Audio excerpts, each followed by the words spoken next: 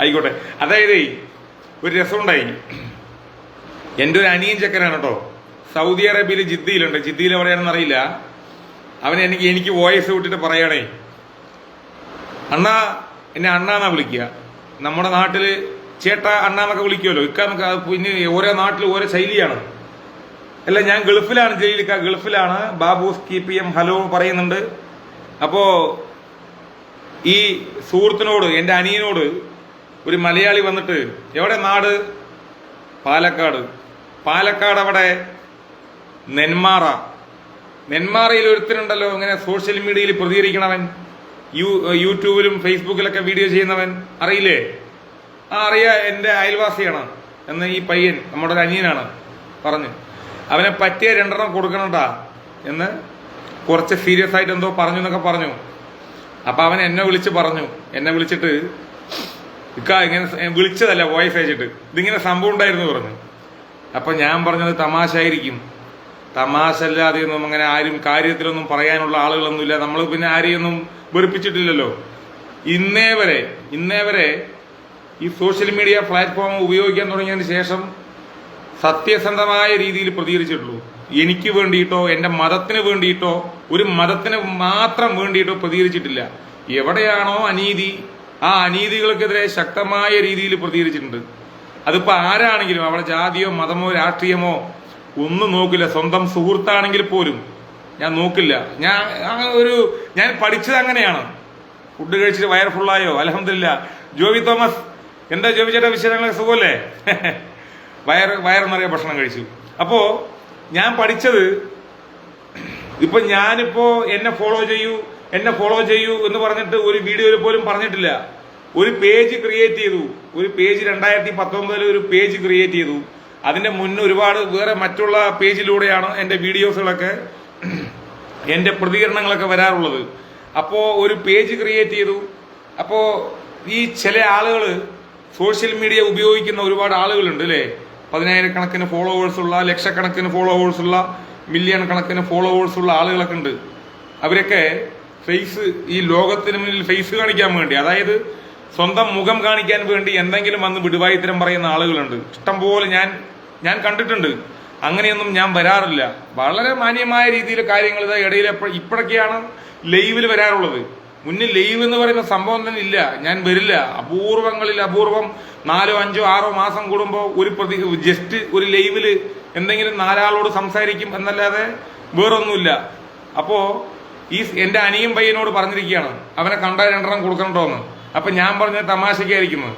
അപ്പൊ ഞാൻ അടുത്തൊരു കാര്യം പറഞ്ഞേ, കാര്യത്തിലാണെങ്കിൽ എവനാണെങ്കിൽ അവന്റെ മുന്നിൽ എനിക്ക് വീഡിയോ കോൾ ചെയ്യണം.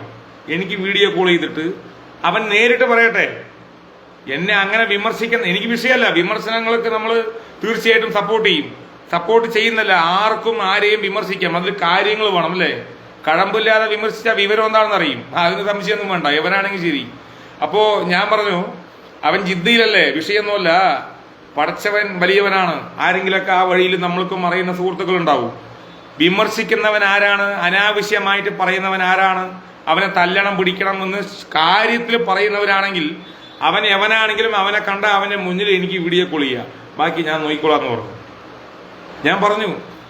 അപ്പോ അങ്ങനെയാണ് ചില ആളുകൾ അങ്ങനെയാണ്. മറ്റേ ആർക്കും എല്ലാ ആളുകൾക്കും എതിരാളികളുള്ള കാലഘട്ടങ്ങളാണ്. അമ്മയെ തല്ലിയ അമ്മയ്ക്കും, തല്ലുകൊണ്ട് അമ്മയ്ക്കും സപ്പോർട്ട് ചെയ്യും, തല്ലിയ മോനും സപ്പോർട്ടുള്ള കാലഘട്ടങ്ങളാണ്. അത് വേറെ. അപ്പൊ ഇങ്ങനെ പറയാണ്, അവനെ പിടിച്ച് 2 എണ്ണം കൊടുക്കണമെന്ന്. എന്താ പറയാലേ, ചില ആളുകളൊക്കെ അങ്ങനെയാണ്. എന്താ ചെയ്യാ? മുന്നിൽ വന്ന് പെട്ടാൽ മാത്രമല്ലേ, നമ്മുടെ മുന്നിൽ വന്ന് പെട്ടിട്ട് നമ്മളെ ആക്രമിച്ചാൽ തിരിച്ചും അതുപോലെ ആയിരിക്കും. ഒരു ദയയും ദാക്ഷിണ്യം ഉണ്ടാവില്ല. തിരിച്ച് വൃത്തിയായിട്ട് അതുപോലെ ആയിരിക്കും. അത് നമ്മളങ്ങനെ ശീലിച്ചത്. അതുകൊണ്ടിപ്പോ എന്തെങ്കിലും നമ്മളുടെ പേരിൽ എവിടെയെങ്കിലും കിടക്കുന്ന നമ്മുടെ അനിയന്മാർ എവിടെയെങ്കിലും ഉള്ളപ്പോ ചില ആളുകൾ ഭീഷണിപ്പെടുത്തിക്കൊണ്ടാണ് സംസാരിക്കണമെന്നാണ് കേട്ട റിപ്പോർട്ട്. എന്താണെന്ന് അറിയില്ല. അത് എവനാണെങ്കിൽ അവനൊന്ന് കിട്ടിക്കഴിഞ്ഞാൽ, അവന്റെ അഡ്രസ്സ് വല്ലതും കിട്ടുകയാണെങ്കിൽ കുഴപ്പമില്ല. അവിടെ ആളെ എവിടെ ഈ ആക്രമിക്കും എന്ന് പറഞ്ഞ ആളുകളുണ്ടല്ലോ, അവന്റെ റൂമിൽ ആളിനെ അയക്കുക, കുഴപ്പമൊന്നുമില്ല. എന്നിട്ട് അടുത്ത ഫ്ലൈറ്റ് കയറി വരാൻ പറയാം. ഞാൻ അഡ്രസ്സും കൊടുക്കുക, ഇരിക്കുന്ന സ്ഥലം, മറ്റേ ഇരിക്കുന്ന സ്ഥലവും എൻ്റെ പേരും എൻ്റെ നാളും എൻ്റെ അഡ്രസ്സൊക്കെ ഞാൻ കൊടുക്കാറുണ്ട്. വരട്ടെ, വന്നിട്ട് എന്താ വേണ്ടത് ചെയ്യട്ടെ, അപ്പോഴല്ലേ. അപ്പൊ നമുക്ക് നോക്കാം. വാലൈക്കും സലാം വറഹമത്തുള്ള. അഷ്റഫ് വളാഞ്ചേരി. അഷ്റഫ് എന്താ വിശേഷങ്ങളൊക്കെ? സുഖമല്ലേ? പിന്നെന്താ വിശേഷങ്ങള്? നമ്മുടെ നാട്ടിലൊക്കെ എന്തൊക്കെയാ? അപ്പൊ രാഹുൽ ഈശ്വറിനെതിരെ പരാതിയാണ്. രാഹുൽ ഈശ്വർ എന്താ ചെയ്തത്? നമ്മുടെ കേരളത്തിലെ കേരളത്തിന്റെ നന്മയ്ക്ക് വേണ്ടി ചാനൽ ചർച്ചയിലൂടെ, അദ്ദേഹത്തിന്റെ യൂട്യൂബ് പേജിലൂടെ, അദ്ദേഹത്തിന്റെ ഫേസ്ബുക്ക് പേജിലൂടെ നല്ല രീതിയിലുള്ള സ്ത്രീകളുടെ വസ്ത്രധാരണത്തെക്കുറിച്ച് ഒരു അഭിപ്രായം പറഞ്ഞു. ആ അഭിപ്രായം പറഞ്ഞതിൽ അദ്ദേഹത്തിനെതിരെ പരാതി പോയിട്ടുണ്ട് എന്നാണ് കേൾക്കാൻ കഴിഞ്ഞതും. അദ്ദേഹം ഹൈക്കോടതിയിൽ പോയി അതുമായി ബന്ധപ്പെട്ട് എന്തൊക്കെയോ ചെയ്തിട്ടുള്ളതായിട്ടും കേസ് മുൻകൂർ ജാമ്യത്തിന് അപേക്ഷിക്കുക, അങ്ങനെ എന്തൊക്കെയോ ഉണ്ട്. ഒരു നല്ല അഭിപ്രായം പറയാൻ ആർക്കും പറ്റാത്ത ഒരു കാലഘട്ടത്തിലേക്കാണ് ഇപ്പോൾ നമ്മുടെ നാട്ടിൽ നടന്നുകൊണ്ടിരിക്കുന്നത്. വല്ലാത്ത സങ്കടമുണ്ട്. അതെ, നാട്ടിലാണ് ഷിഹാബ് ഭായി, നാട്ടിലാണ്. പ്രവാസം തീർച്ചയായിട്ടും പ്രവാസം നിർത്തിയിട്ടില്ല. നമ്മുടെ കഫീൽ ഒരു 3 ആഴ്ച മുന്നേ പോലും വിളിച്ച് സംസാരിച്ചോളൂ. നല്ല മനുഷ്യനാണ്. നസീം ഭായി ഹായ് ഉണ്ട്. അപ്പൊ എന്താണെങ്കിലും രാഹുൽ ഈശ്വറിന്റെ അദ്ദേഹത്തിന്റെ രാഷ്ട്രീയം, അദ്ദേഹത്തിന്റെ ആശയങ്ങളൊക്കെ പലതുമായിരിക്കും. അതിനോടൊക്കെ വിയോജിപ്പുള്ള ആളുകളൊക്കെ ഉണ്ടാവുണ്ടോ, അത് വേറെ വിഷയം. ഇപ്പൊ രാഷ്ട്രീയങ്ങൾ തമ്മിൽ പറയുകയാണെങ്കിൽ എനിക്കിപ്പോ 55 പേര് കാണുന്നുണ്ട്. ഉള്ളവര് മതി, എന്റെ ഒരു അഭിപ്രായമാണ്. അപ്പോൾ 5 പേരിലും ഒന്നല്ല, 55 പേരും 55 ശൈലിയുള്ള ആളുകളായിരിക്കാം. എന്നാലും നമുക്കൊക്കെ മാതാവും അതുപോലെ തന്നെ ഭാര്യയും പെൺമക്കളും അനിയത്തിയും ചേച്ചിയൊക്കെ ഉള്ള ആളുകളാണ് നമ്മളൊക്കെ, അല്ലേ? അപ്പോ രാഹുൽ ഈശ്വർ എന്ന് പറയുന്ന ഒരു വ്യക്തി നാടിന്റെ നന്മയ്ക്ക് വേണ്ടിയിട്ടാണ് ചാനൽ ചർച്ചയിലൂടെ സ്ത്രീകളുടെ വസ്ത്രധാരണത്തെ കുറിച്ച് സംസാരിച്ചത്, അല്ലേ? അപ്പോ അദ്ദേഹത്തിനെതിരെ എന്തെങ്കിലും ശക്തമായ നിയമ നടപടിയുമായി മുന്നോട്ട് പോവുകയാണെങ്കിൽ, അങ്ങനെയുള്ള സാധ്യതയില്ല, അങ്ങനെ ഉണ്ടെങ്കിൽ, വാലൈക്കും സലാം അൻസാരി ഭായി സുഖമല്ലേ? അങ്ങനെ രാഹുൽ ഈശ്വറിനെതിരെ ഉണ്ടെങ്കിൽ കേരളത്തിൽ എല്ലാവരും ജാതിയോ മതമോ രാഷ്ട്രീയമോ ഒന്നും നോക്കരുത് കേട്ടോ, എല്ലാവരും അദ്ദേഹത്തിന് സപ്പോർട്ട് ചെയ്യണം. കാരണം അത് അനിവാര്യമാണ്. കേരളത്തിന്റെ നന്മയ്ക്ക് വേണ്ടി, കേരളത്തിന്റെ സമാധാനത്തിന് വേണ്ടി, കേരളത്തിന്റെ പാരമ്പര്യത്തിന് വേണ്ടി, കേരളത്തിന്റെ പവിത്രമായ സ്ത്രീകളുടെ പവിത്രമായ വസ്ത്രധാരണത്തിന് വേണ്ടി സംസാരിച്ച ഒരു വ്യക്തിയാണ് ശ്രീ രാഹുൽ ഈശ്വർ. അപ്പോ അദ്ദേഹത്തിനെതിരെ ശക്തമായ നിയമ നടപടിയുമായി മുന്നോട്ട് ആരെങ്കിലും പോവുകയാണെങ്കിൽ, ഗവൺമെന്റോ പോലീസോ പോവുകയാണെങ്കിൽ, അവര് പോകുമ്പോൾ അവരുടെ വഴിക്ക് പോട്ടെ. നമ്മൾ നല്ല രീതിയിൽ അദ്ദേഹത്തെ അകമഴിഞ്ഞിട്ട് നമ്മൾ പിന്തുണ കൊടുക്കണം കേട്ടോ. അത് എല്ലാവരുടെയും ബാധ്യതയാണ്. അബൂബക്കർക്ക ചെന്നൈയിൽ നിന്ന് വന്നിട്ടില്ല. പടച്ചവന്റെ അനുഗ്രഹം ഉണ്ടെങ്കിൽ മറ്റന്നാൾ നാട്ടിലുണ്ടാവും. സുഖം ബായ്, അൽഹംദുലില്ലാ. അൻസാരി രാമത്ത് അല്ല, ഞാൻ ജസ്റ്റ് പൊതുവെ പറയുമ്പോൾ പറഞ്ഞാണേ, ആരും തെറ്റിയിരിക്കരുത് കേട്ടോ. നമ്മളൊക്കെ മാനാഭിമാനത്തോടെ ജീവിക്കുന്ന ആളുകളാണ്. വികാരങ്ങളും വിചാരങ്ങളും ഇല്ലാത്ത ആളുകളൊന്നുമല്ല. അത് ഉള്ളത് ഒപ്പണായി പറയുമ്പോ പറയാലോ. ആർക്കാ വികാരമില്ലാത്തത്? ആർക്കാ വിചാരങ്ങളില്ലാത്തത്? യൗവന കാലഘട്ടങ്ങളിലൂടെ കടന്നു പോകുന്ന ഏതൊരു പുരുഷനും ഏതൊരു സ്ത്രീക്കും വികാരങ്ങളും വിചാരങ്ങളും ഉണ്ടാകും. അതിന് ഒരു മാറ്റങ്ങളുമില്ല. അതിനൊക്കെ സമയം, സാഹചര്യം, സന്ദർഭം, അതിനൊക്കെ ഓരോരോ സമയങ്ങളുണ്ട്, അല്ലേ? വഴി കൂടെ പോണ പെണ്ണുങ്ങളെയൊക്കെ വേറെ രീതിക്ക് നമ്മൾക്ക് കാണാൻ പറ്റില്ലല്ലോ. അതിൻ്റെതായിട്ടുള്ള രീതിക്ക് ജീവിക്കുന്ന ആളുകൾ ഉണ്ടാവുമായിരിക്കാം, അത് വേറെ. പക്ഷേ ചില ആളുകള്, അതിപ്പോ ഞാൻ പറയുന്നില്ല, സാഹചര്യം വരുമ്പോ തീർച്ചയായിട്ടും നമ്മളത് അവതരിപ്പിക്കും. രാഹുൽ ഈശ്വറെ എതിർത്തുകൊണ്ട് അദ്ദേഹം എങ്ങനെ ചാനൽ ചർച്ചയിലൂടെ ഇങ്ങനെയൊക്കെ പറയും എന്ന് പറഞ്ഞുകൊണ്ടിരിക്കുന്ന കാലഘട്ടങ്ങളാണ് ഒരുപാട് പേര്. അദ്ദേഹം പറഞ്ഞത് ഒരാളെയും മോശമാക്കി പറഞ്ഞിട്ടില്ല. ചില സ്ത്രീകളുടെ വസ്ത്രധാരണം ശരിയല്ല എന്ന് പറയാനുള്ള അവകാശമുണ്ടല്ലോ. രാജ്യത്ത് ഭരണഘടനയിൽ അത് പറയുന്നുണ്ടല്ലോ. ആ അവകാശത്തെ പോലുമാണ് ചോദ്യം ചെയ്യുന്നത്. അതാണ് രസം. എനിക്ക് പറയാനുള്ളത്, ഇപ്പൊ പറയുമ്പെല്ലാം പറയാണ്, രാജ്യത്തിന്റെ ഏറ്റവും വലിയ ജനാധിപത്യത്തിന്റെ ശ്രീകോവിലാണ് ഇന്ത്യൻ പാർലമെന്റ്. എല്ലാവർക്കും അറിയാലോ അല്ലെ? ഇന്ത്യൻ പാർലമെന്റിൽ ഒരു നിയമനിർമ്മാണം നടപ്പിലാക്കി, ആ നിയമനിർമ്മാണം നടപ്പിലാക്കി ഒരു ബില്ല് പാസാക്കിയെടുത്ത് ആ ബില്ല് രാജ്യസഭയിൽ പോയി ആ ബില്ല് അവതരിപ്പിച്ച് ആ ബില്ല് രാജ്യസഭയും കടന്ന് ഒരു സുപ്രഭാതത്തിൽ അത് രാഷ്ട്രപതി ഒപ്പുവെക്കുകയാണെങ്കിൽ, ഇന്ത്യയുടെ രാഷ്ട്രപതി ഒപ്പുവെച്ചാൽ ആ ബില്ല് പ്രാബല്യത്തിലാവും. അതാണല്ലോ അതിന് സത്യം. അതാണല്ലോ ജനാധിപത്യത്തിന്റെ ഒരു രീതി അല്ലെ? ഒരു വഴി അതാണല്ലോ. ആ ബില്ല് രാഷ്ട്രപതി ഒപ്പുവെച്ചിട്ട് പ്രാബല്യത്തിലായാൽ പോലും ആ ബില്ലിൽ എന്തെങ്കിലും ശരിയല്ലാത്തത് ഉണ്ടെങ്കിൽ ആ ബില്ലിൽ നിങ്ങൾ പാസാക്കിയതിൽ ഇങ്ങനെയുള്ള വിഷയങ്ങൾ ശരിയല്ല എന്ന് പറയാനുള്ള അവകാശം ഓരോ പൗരനുണ്ട്. അത് ഭരണഘടനയിൽ പറയുന്നുണ്ട്. ആർക്കും വിമർശിക്കാം, അതിൽ കാര്യം വേണം. കാര്യമില്ലാതെ ഒരിക്കലും പറയാൻ പാടില്ല. ഇന്ന വിഷയം നിങ്ങൾ പാസാക്കിയത് ശരിയല്ല, അത് തെറ്റാണ് എന്ന് പറയാനുള്ള അവകാശം ഇന്ത്യയിലെ ഓരോ സ്ത്രീകൾക്കും ഓരോ പുരുഷന്മാർക്കും ഓരോ പൗരനുമുണ്ട്. അങ്ങനെ ഇരിക്കെ ഇന്ത്യൻ പാർലമെന്റും കടന്ന് രാജ്യസഭയും കടന്ന് രാഷ്ട്രപതി ഒപ്പുവെച്ചാലും, ഒരിക്കൽ കൂടി പറയാണ്, രാഷ്ട്രപതി ഒപ്പുവെച്ചാലും അത് ശരിയല്ലെങ്കിൽ ശരിയല്ല എന്ന് പറയാനുള്ള അവകാശം ഓരോ പൗരനും ഉണ്ട് എന്നിരിക്കെ അതിന്റെ മുകളിലൊന്നുമല്ല ഒരു നടികളും ഒരു നടന്മാരും ഒരു സംഘടനയും.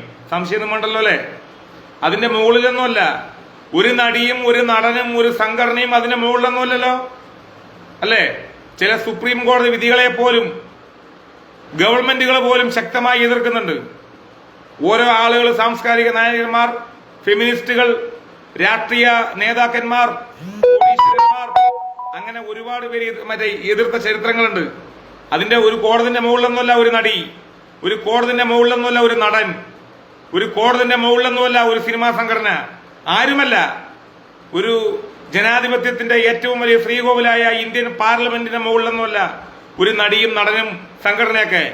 അതൊന്നും ഒന്നുമല്ല. അപ്പൊ ആരും, ചില ആളുകളുടെ രീതികൾ ശരിയല്ലെങ്കിൽ അവരെ കടന്നാക്രമിക്കാതെ അവരുടെ രീതി ശരിയല്ല എന്ന് പറയാനുള്ള അവകാശം ഓരോ പൗരനുമുണ്ട്. ആ അവകാശമാണ് ശ്രീ രാഹുൽ ഈശ്വർ ലോകത്തിന് മുന്നിൽ അവതരിപ്പിച്ചത്. അപ്പോൾ രാഹുൽ ഈശ്വറിനെതിരെ ഉണ്ടാക്കാനൊന്നും ആരും പോയിട്ട് കാര്യമൊന്നുമില്ല. അദ്ദേഹം നല്ല ആൺകുട്ടിയാണ്, നല്ല പോലെ ബാധിക്കും, സംശയമൊന്നും വേണ്ട. എങ്ങനെ രഞ്ജിത്ത് ദീപ അല്ലേ പാസാക്കി മാറ്റാൻ പറ്റുമോ എന്ന്? ചില വിഷയങ്ങൾ പാസാക്കിയത് മാറ്റിയ ചരിത്രങ്ങളില്ലേ? തമിഴ്നാട്ടിൽ ജല്ലിക്കെട്ട് നിരോധിച്ചില്ലേ? തമിഴ്നാട്ടിൽ ജല്ലിക്കെട്ട് നിരോധിച്ചോ? സുപ്രീം കോടതിയുടെ ഉത്തരവുണ്ടായിരുന്നോ? തമിഴ് മക്കൾ എല്ലാവരും ഒറ്റക്കെട്ടായി, ഒരു അമ്മ പെറ്റ മക്കളെ പോലെ ഒറ്റക്കെട്ടായി ജല്ലിക്കെട്ടിന് വേണ്ടി പ്രതിഷേധിച്ചോ? അന്നത്തെ മുഖ്യമന്ത്രി ഡൽഹിയിൽ പോയി ദിവസങ്ങളോളം ഇരുന്നോ? ഒരു സുപ്രഭാതത്തിൽ ഇന്ത്യന്റെ പ്രൈം മിനിസ്റ്ററെ കണ്ട് വിഷയം ധരിപ്പിച്ചിട്ട് പ്രത്യേക ഓർഡിനൻസ് ഇറക്കിയതിനു ശേഷം പാർലമെന്റിൽ പ്രത്യേക ഓർഡിനൻസ് ഇറക്കി ആ വിഷയം, ആ സംഭവം കോടതിയിൽ കൊടുത്ത് ഉത്തരവ് വാങ്ങി ജല്ലിക്കെട്ട് നടപ്പിലാക്കിയോ? അങ്ങനെയുള്ള ചരിത്രങ്ങളൊക്കെ ഈ രാജ്യത്തുണ്ട് കേട്ടാ. അല്ല, ഞാൻ പറയുമ്പോ പറയാണ്, ലത്തീഫ് ക സമൂഹത്തിന് പ്രത്യേകിച്ച് ഒരു സഹായവുമില്ലാത്ത നടിക്കൊപ്പമല്ല, സമൂഹത്തിന് ഗുണമുള്ള ബോച്ചയ്ക്കൊപ്പം. അത് നിങ്ങളുടെ താല്പര്യം, നിങ്ങളുടെ അഭിപ്രായം. തീർച്ചയായിട്ടും അതിനോട് ഞാനും യോജിക്കുകയാണ്. അപ്പൊ എനിക്ക് പറയാൻ വന്നതേ, ഈ ഭരത് അവാർഡും പത്മശ്രീയും പത്മവിഭൂഷണും ഭാരതരത്നവും അങ്ങനെയൊക്കെ കിട്ടുന്ന അവാർഡ് കിട്ടുന്ന നടീനടന്മാരുണ്ടെങ്കിൽ അവർക്ക് ഈ അവാർഡ് കിട്ടിയതൊക്കെ അവർ ഈ നാട്ടിലെ ഈ പറയുന്ന സെലിബ്രിറ്റികളാവാൻ കാരണം, അറിയപ്പെടുന്ന ആളുകളാവാനുള്ള കാരണം ഞാനും നിങ്ങളും അടങ്ങുന്ന മനുഷ്യരാണ്. നമ്മളാണ് അവരുടെ സിനിമ കണ്ട് വിജയിപ്പിച്ചത്. അവരുടെ സിനിമ കണ്ട് 50 കോടിയും 100 കോടിയും 200 കോടിയും ആക്കിയത് നമ്മളാണ്. 1000 കോടിയും ആക്കിയത് നമ്മളാണ്. അതിലൂടെ അവർ സമൂഹത്തിൽ റീച്ച് ആവുകയും അവരുടെ അഭിനയം നല്ല രീതിയിലുള്ള അഭിനയമാണെന്നുള്ള ഒരു വിഷയം, ഈ സംഭവം, ഈ അഭിനയം ഇങ്ങനെയുള്ളതാണ് എന്നുള്ള പൊതുജന അഭിപ്രായം മാനിച്ചുകൊണ്ട് അവർക്ക് സംസ്ഥാന സർക്കാരുകളും കേന്ദ്ര സർക്കാരുകളും കൊടുക്കുന്നതാണ് അവാർഡ്. അപ്പൊ അവരെ ഉയർത്തിയതാരാണ്? ഞാനും നിങ്ങളും അടങ്ങുന്ന ആളുകളാണ് അല്ലേ? അതിന് സംശയമൊന്നും വേണ്ടല്ലോ അല്ലെ? അങ്ങനെയുള്ളപ്പോ പൊതുജനമാണ് വിധിയെഴുതുന്നത്. പൊതുജനമാണ് തീരുമാനിക്കുന്നത് ആരെ ഉയർത്തണം ആരെ താഴ്ത്തണമെന്ന്. ആ പൊതുജനത്തിൽപ്പെട്ട ഒരു വ്യക്തി, ഒരാൾ, ഒരു വിഷയം അത് ശരിയല്ല എന്ന് പറഞ്ഞിട്ടുണ്ടെങ്കിൽ ആ വ്യക്തിക്കെതിരെ പരാതി കൊടുത്തിട്ട് ഉണ്ടാക്കുന്ന ഒരു കാലഘട്ടങ്ങളാണ് ഇപ്പൊ കേരളത്തിൽ നടന്നുകൊണ്ടിരിക്കുന്നത്. ഒരിക്കലും അത് അംഗീകരിച്ചു കൊടുക്കരുത് കേട്ടോ കേരളത്തിലെ പൊതുസമൂഹം. ഞാൻ നാളെ മരിച്ചു പോവും, നിങ്ങളും നാളെ മരിച്ചു പോവും, ഒരുപാട് പേര് മരിച്ചു പോവും, എല്ലാവരും ജനിച്ചവരൊക്കെ ഒരു ദിവസം മരിക്കും. ജീവിക്കുന്ന കാലഘട്ടങ്ങളിൽ സത്യത്തിന് വേണ്ടി, നീതിക്ക് വേണ്ടി, അനീതിക്കെതിരെ മുഖം നോക്കാതെ ഏത് അപ്പനാണെങ്കിലും നമ്മളെ ഉണ്ടാക്കിയ തന്തയാണെങ്കിലും അത് ശരിയല്ലെങ്കിൽ ശരിയല്ല എന്ന് മുഖത്ത് നോക്കി പറയാനുള്ള ആർജവം ഓരോ മനുഷ്യർക്കും അത് അത്യാവശ്യമാണ്. പറയാൻ ആഗ്രഹിക്കുകയാണ്, വേറെ നിവൃത്തിയില്ലാത്തവണ്ണം പറഞ്ഞാണ് കേട്ടോ, ആരും തെറ്റിദ്ധരിക്കരുത്. ബോച്ചയ്ക്കൊപ്പം തീർച്ചയായിട്ടും. പിന്നെ ബോച്ചയ്ക്കൊപ്പം എന്നൊക്കെ നമ്മളൊക്കെ പറയുന്നുണ്ട്. ഞാനിപ്പോ ബോച്ചയെ എന്താ പറയാ അധിക്ഷേപിക്കാൻ ഞാൻ ആളല്ല, ഞാൻ യോഗ്യനല്ല. അദ്ദേഹത്തിന്റെ ഈ തലമുടികളിൽ ഒരു മുടിന്റെ വില പോലും നമുക്കില്ല. എന്താ സംഭവം എന്ന് വെച്ചാൽ അദ്ദേഹം വലിയ കോടീശ്വരൻ, ലക്ഷക്കണക്കിന് കോടി രൂപയുടെ ആസ്തിയുള്ള ആള്, പല മേഖലകളിൽ ലോകത്ത് പല ഇന്റർനാഷണൽ അന്താരാഷ്ട്ര തലത്തിൽ പല സ്ഥാപനങ്ങൾ, പല രീതിയിൽ ബിസിനസ്, 1000 ഏക്കർ വയനാട്ടിലുള്ള ഈ തോട്ടങ്ങളും മറ്റുള്ള അത് ഒരുപാട് വേറെ ലെവലാണ്.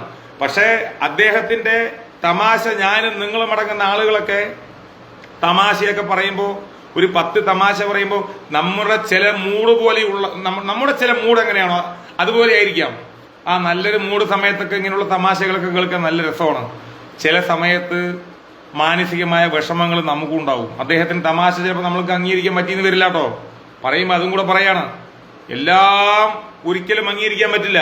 ചില അല്ലെ, മനുഷ്യരാണ് ഞാനും നിങ്ങളൊക്കെ, നമ്മളൊക്കെ മനുഷ്യരാണ്. തമാശ പറയാറുണ്ട്, ഡബിൾ മീനിങ്ങിൽ സംസാരിക്കാറുണ്ട്, ഇല്ലേ, ഒരുപാട് സംസാരിക്കാറുണ്ട്, അത് വേറെ. അപ്പൊ എനിക്കിപ്പോ ബോച്ചയെ അങ്ങനെ കുറ്റപ്പെടുത്താനൊന്നും പറ്റില്ല.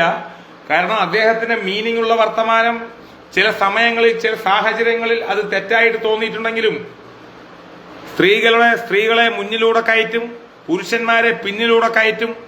അത് എന്താണ് എന്ന് ചോദിക്കുന്ന യൂട്യൂബ് ഓളിച്ചുകളുള്ള കാലമാണ് കേരളത്തില്. യൂട്യൂബ് ഓളിച്ചുകളും യൂട്യൂബ് ഓളന്മാരും കേരളത്തില് ഡബിൾ മീനിങ് അടങ്ങുന്ന ഒരുപാട് കാര്യങ്ങൾ കേരളത്തിന്റെ പവിത്രമായ പല സ്ഥലങ്ങളിലും, പല പൊതുവേദികളിലും, പല ബസ് വെയിറ്റിംഗ് ഷെഡിലും, ഈ കൊച്ചി പോലെയുള്ള സ്ഥലങ്ങളിൽ, അല്ലെ, മറൈൻ ഡ്രൈവ് പോലെയുള്ള സ്ഥലങ്ങളിൽ 4 സ്ത്രീകൾ, കുറെ യുവതികൾ, കുറെ യുവാക്കൾ, കുറെ കോളേജിൽ പഠിക്കുന്ന യുവാക്കളൊക്കെ ഉള്ള സ്ഥലത്ത് പോയിട്ട് മൈക്കും പിടിച്ചിട്ട് പെണ്ണിന്റെ മുന്നിലൂടെ കയറ്റും, ആണിന്റെ ബാക്കിലൂടെ കയറ്റും, ആണിനെ ബാക്കിലൂടെ കയറ്റും. ഇത് എന്താ സംഭവം ചോദിച്ചാൽ ഇത് എന്താ പറയുക?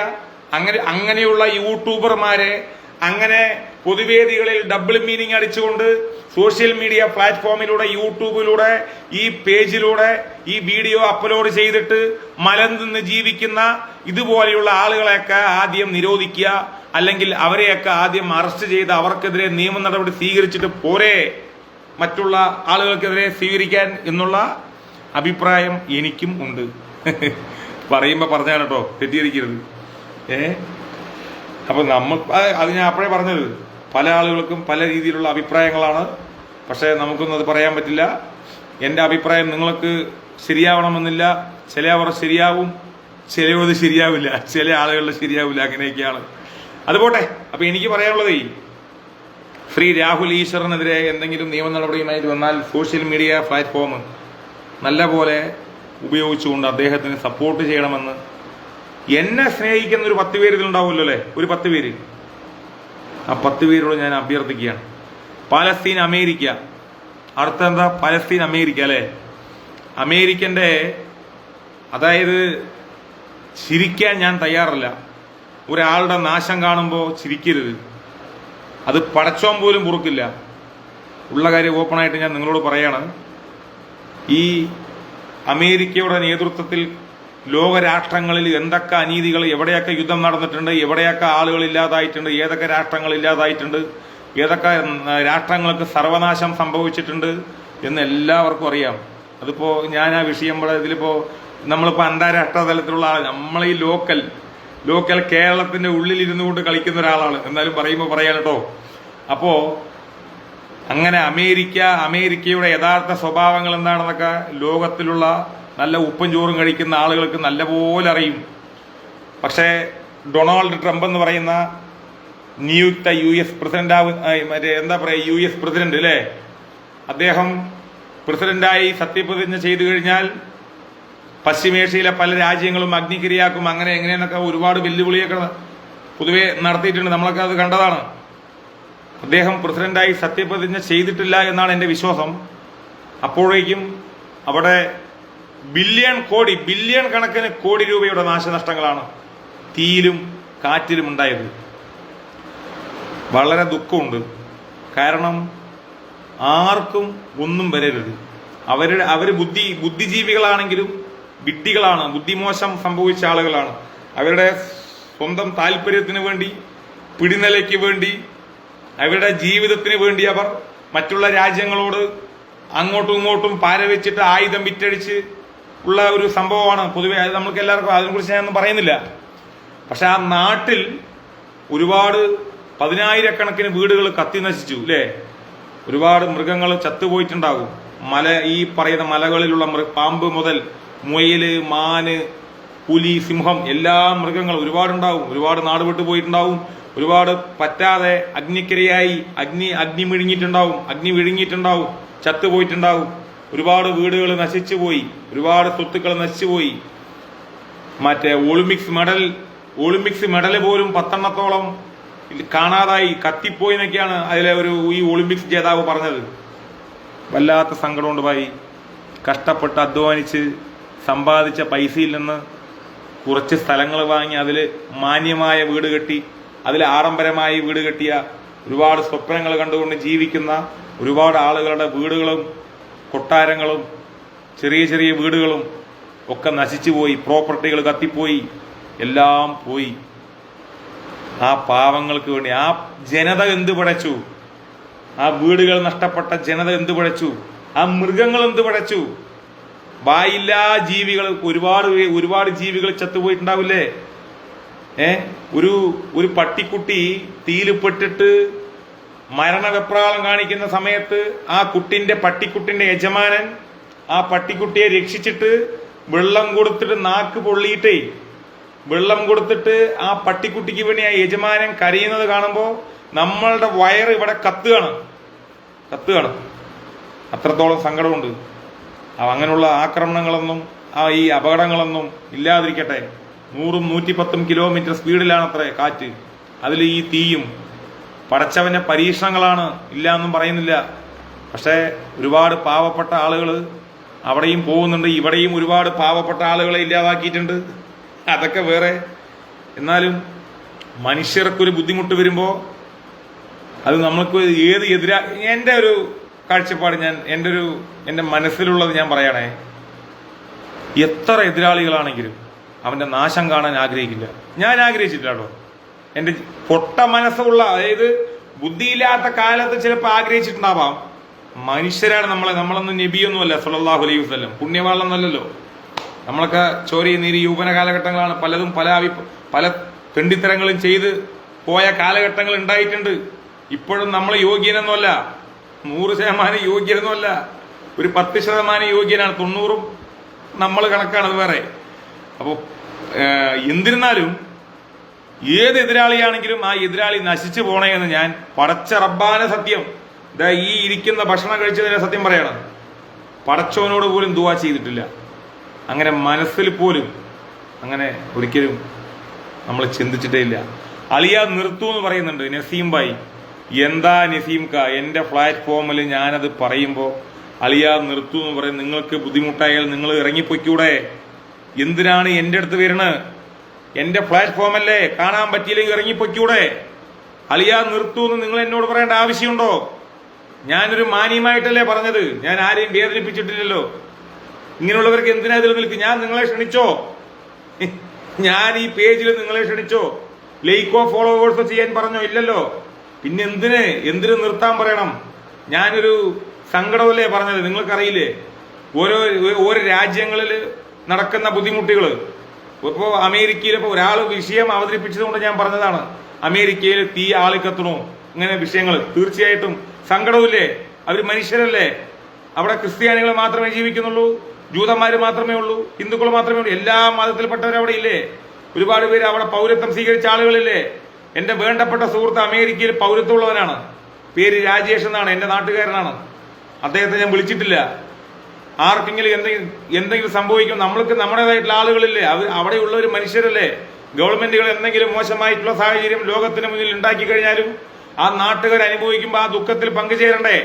അതല്ലേ മനുഷ്യര്? അതല്ലേ ഞാനിവിടെ പറഞ്ഞത്. അളിയ നിർത്തു പറയണം. എന്ത് മനുഷ്യനാണോ സഹോദര നിങ്ങളൊക്കെ? മനുഷ്യത്വമാണ് ആദ്യം, മനുഷ്യത്വം. പിന്നെ വേറെന്താ വിശേഷങ്ങൾ? സമയം ഒരുപാടായില്ലേ? 12:21. എല്ലാവർക്കും സുഖമാണെന്ന് വിശ്വസിക്കുന്നു. നിസർ ഭായ് അൽഹംദുലില്ലാ സുഖം തന്നെയാണ്. ജിജോ സൽമാൻ അല്ലേ? അതെ, ഹായ് ഉണ്ട് ജിജോ ചേട്ടൻ.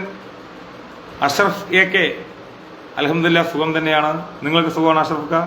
വിച്ചുമോൻ ഹായ് ഉണ്ട്. രാഹുലിനെ പിന്തുണയ്ക്കും. തീർച്ചയായിട്ടും നമ്മൾ സപ്പോർട്ട് ചെയ്യണം എല്ലാവരോടും.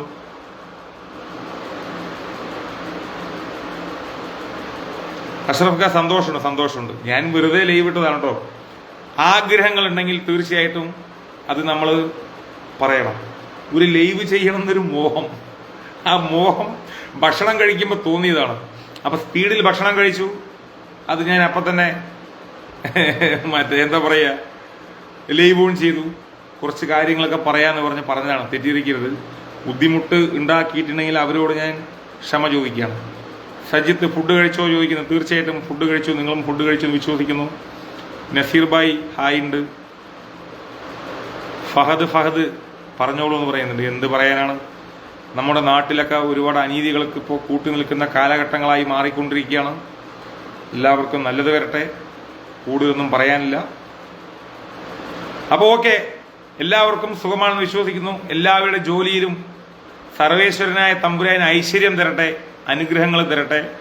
ഒരുപാട് പ്രവാസികളുണ്ട്. പ്രവാസികളുടെ എന്ത് സ്വപ്നങ്ങളുണ്ടെങ്കിലും നല്ല രീതിയിലുള്ള എല്ലാ ഉദ്ദേശങ്ങളും പടച്ചവൻ എത്രയും പെട്ടെന്ന് നടത്തി കൊടുക്കട്ടെ. ആണുങ്ങളില്ലാത്ത ഒരുപാട് വീടുകൾ കേരളത്തിലുണ്ട്. ഭർത്താക്കന്മാരും പിതാക്കന്മാരൊക്കെ പ്രവാസ ലോകത്തിരുന്നിട്ട് പെൺമക്കൾ മാത്രം, ഭാര്യ മാത്രമുള്ള ഒരുപാട് വീടുകളുണ്ട്. അവർക്കൊക്കെ പടച്ചവന്റെ നല്ല നല്ല കാവലുണ്ടാവട്ടെ. എല്ലാ കുടുംബത്തിനും റബ്ബിന്റെ പ്രത്യേക കാവലുണ്ടാവട്ടെ. എല്ലാവർക്കും നല്ലത് വരട്ടെ. ആരുടെ എന്ത് നല്ല ഉദ്ദേശങ്ങളുണ്ടെങ്കിലും പടച്ചവൻ നടത്തി കൊടുക്കട്ടെ. അപ്പോ ശരിയെന്നാൽ ഇത്ര നേരം എൻ്റെ വോയിസ് കേട്ടതിന് വളരെ വളരെ സന്തോഷമുണ്ട്. ഇതിലെന്തെങ്കിലും അഷ്റഫ് ഭായ് വളരെ സന്തോഷം. അയ്യൂബ് ഭായ് ആമീൻ. ഷഫി മുഹമ്മദ് ഹായ് ഉണ്ട്. പടച്ചവൻ കാക്കട്ടെ. തീർച്ചയായിട്ടും എല്ലാവരെയും പടച്ചവൻ കാക്കട്ടെ. സർവേശ്വരന്റെ ആളുകളാണ് നമ്മളൊക്കെ അല്ലേ, പ്രജകളാണ്. നമ്മുടെ എല്ലാ നല്ല ഉദ്ദേശങ്ങളും പടച്ചവൻ നിറവേറ്റിക്കൂടെ. എല്ലാവർക്കും പടച്ചവന്റെ കാവലുണ്ടാവട്ടെ. എല്ലാവരോടും ഞാൻ നിർത്തുകയാണ്. ഒരുപാടൊന്നും സംസാരിക്കുന്നില്ല. ഓക്കെ, ശരി. എന്നാൽ അസ്സലാമു അലൈക്കും വറഹ്മത്തുള്ളാഹി തആല ബറകാതുഹു.